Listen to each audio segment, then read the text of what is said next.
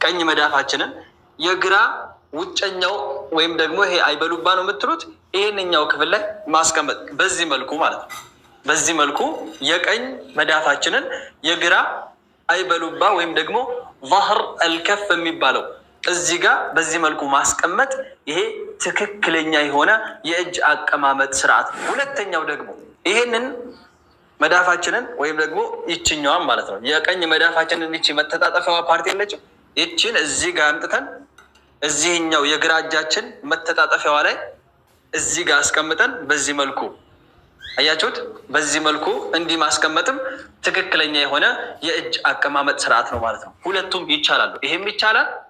ይሄኛውም እዚህ ጋር አምጥታችሁ ደግሞ በዚህ መልኩ እንደዚህም አድርጋችሁ ማስቀመጥ ትችላላችሁ። ሁለቱም ትክክለኛ የሆነ አቀማመጥ ነው ማለት ነው።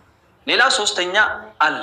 እሱም በቀኝ እጃችሁ የግራ እጃችሁን እዚህ ጋር መያዝ፣ በዚህ መልኩ እንዲህ አድርጎ መያዝም ይሄም ትክክለኛ የሆነ የእጅ አቀማመጥ ስርዓት ነው።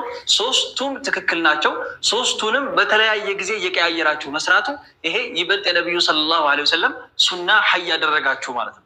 ነገር ግን አንድ ሰው ሁሌ እንደዚህ አድርጎ ቢሰግድ ወይ ሁሌ እንደዚህ አድርጎ ቢሰግድ ወይ ሁሌ እንደዚህ አድርጎ ቢሰግድ ሰላቱ ትክክል ነው ማለት ነው ቢኢዝኒላሂ ተዓላ።